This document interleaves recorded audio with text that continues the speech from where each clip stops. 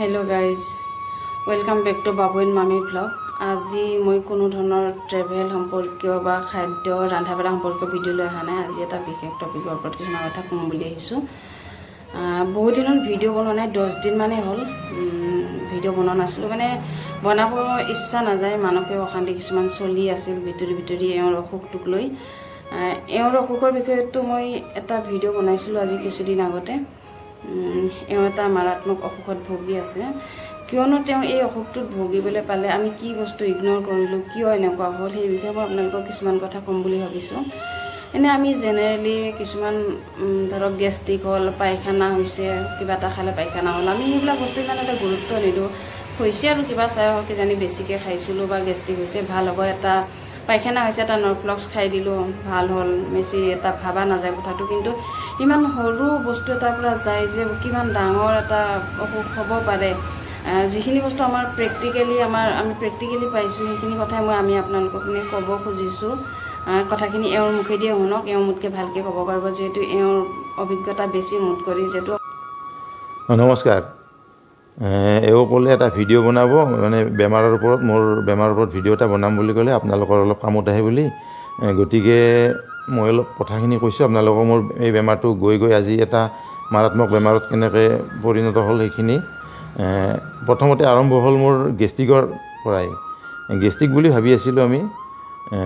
মই প্ৰথমতে ইয়াতে ডাক্তৰক দেখুৱালোঁ। মোৰ অসুবিধাটো আছিল মানে কিবা খালেই পটকৈ মোৰ পায়খানা লাগে, কিবা এটা খালেই পটকৈ পায়খানা লাগে, যি নাখাওঁ মানে একদম লগে লগে টেণ্ডেঞ্চি হৈ যায় মোৰ। তাৰপিছত ইয়াত দেখুৱালোঁ, ইয়াত ডাক্তৰে একো মেডিচিনে কাম নকৰিলে। তাৰপিছত গুৱাহাটীতো দেখুৱালোঁ, গুৱাহাটীতো একেই অৱস্থা। তাৰপিছত বহুত ভাবি চিন্তি ভেলোৰলৈকে গ'লোঁ। ভেলোৰত ডাক্তৰক চবখিনি ভাঙি পাতি ক'লোঁ, তেওঁলোকে চব পৰীক্ষা নিৰীক্ষা কৰিলে। তেওঁলোকে প্ৰথম অৱস্থাত গেষ্ট্ৰিক বুলিয়ে ট্ৰিটমেণ্ট কৰি আছিল গেষ্ট্ৰলজি বিভাগত, কিন্তু মইতো ভাল নাপাওঁ। তাৰপিছত তেওঁলোকে আৰু মোক চিটি স্কেন কৰিলে।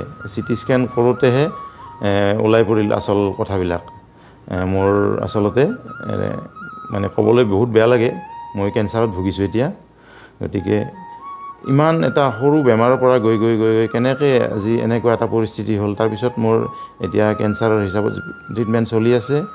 এতিয়া মোৰ অস্ত্ৰোপচাৰো হ'ব। মোৰ পাকস্থলীত টিউমাৰ হৈছিল, সেই টিউমাৰকেইটা অপাৰেশ্যন কৰিব লাগিব। 3টা টিউমাৰ হৈ আছে। গতিকে এটা বহুত মাৰাত্মক বেমাৰ, ইমান সাধাৰণভাৱে গৈ মানে মাৰাত্মকত পৰিণত হ'ল। গতিকে আপোনালোকেও যাতে এনেকুৱা এটা পৰিস্থিতিৰ সৃষ্টি নহয় আপোনালোকে অলপ সাৱধান হ'ব যে গেষ্ট্ৰিক বুলি ইগন'ৰ কৰিব নালাগে।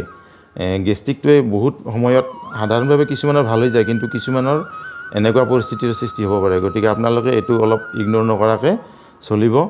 ডাক্তৰক দেখুৱাওক, আৰু ডাক্তৰক দেখুৱাওঁতে আচলতে অলপমান বিবেচনা কৰিব লাগে। কিছুমান ডাক্তৰক দেখুৱালেও তেওঁলোকে বহুত মানে কথাটোত এনে সাধাৰণ বুলিয়ে এৰি দিয়ে, কিন্তু সিমান সাধাৰণ নহয়। গতিকে ডাক্তৰ চিলেকশ্যন কৰোঁতে আপোনালোকে অলপমান গুৰুত্ব দিব। মই ভবাই নাছিলোঁ গেষ্ট্ৰিকৰ পৰা গৈ আজি এনেকৈ এটা কেঞ্চাৰ পেচেণ্ট হ'ম। প্ৰথম অৱস্থাত কি পায়খানা লাগে, নৰফ্লক্স বা কিবা তেনেকুৱা এটা টেবলেট আনি খাই দিওঁ ফাৰ্মাচীৰ পৰা, ভাল হ'ব বুলি ভাবোঁ। এনে ভাবোঁতে গৈ শেষত এনেকুৱা এটা অৱস্থা হ'ল।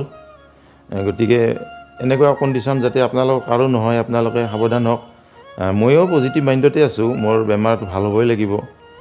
পজিটিভ মাইণ্ডত থাকিলেহে এইবিলাক মেডিচিনে কাম দিয়ে। গতিকে নিগেটিভ চিন্তা কৰাটো উচিত নহয়। এতিয়া মোৰ এই বেমাৰটোৰ কাৰণে ঘৰখনত অলপ অশান্তি নোহোৱা হৈছে কাৰো। মানসিক অশান্তি স্বাভাৱিক কথা দিয়কচোন। এই দুৰ্গা পূজা আহিছে, এতিয়া দুৰ্গা পূজা বুলি আমাৰ ঘৰত কোনো পৰিৱেশ নাই। গতিকে সেইকাৰণে সকলোকে অনুৰোধ কৰিছোঁ, আপোনালোকে এনেকুৱা সৰু সুৰা বেমাৰ হ'লেও ইগন'ৰ নকৰিব। মোৰ অভিজ্ঞতাৰ পৰা আপোনালোকক আজি এইখিনি কথা ক'লোঁ, আপোনালোকে যাতে উপকৃত হয়। মোৰ ফালৰ পৰা আপোনালোকক ধন্যবাদ জনালোঁ। বাকী আপোনালোকে তেওঁৰ মুখেদি সকলোবিলাক কথা শুনিলে, গম পালে। বাকী আটাইতকৈ ডাঙৰ কথাটো হৈছে কি, ইমান এটা ডাঙৰ অসুখ এটা গাত লৈ তেওঁ ঘৰ চলোৱাৰ দায়িত্ব আৰু ট্ৰিটমেণ্টৰ সমস্ত দায়িত্বখিনি নিজে বহন কৰিব লগা হৈছে। সেইটো কথা ভাবি মোৰ মনটো মাজে মাজে অলপ অশান্তি লাগে। যিহেতু মই সুস্থ সবল মানুহ এটা হৈ একো কৰি দিব পৰা নাই, সকলোখিনি নিজে কৰিব লগা হৈছে। সেইবিলাক কথা ভাবিয়ে মই ইউটিউব চেনেলটো খুলিছিলোঁ, যাতে মই কিবা অলপমান হ'লেও সহায় কৰিব পাৰোঁ। মই আশাবাদী আপোনালোকে মোৰ চেনেলটো আগুৱাই নিয়াত সহায় কৰিব বুলি। আৰু এটা কথা কওঁ কি, যিমানেই সৰু বেমাৰ নহওক আপোনালোকে যাতে কোনোদিন বেমাৰক ইগন'ৰ নকৰে।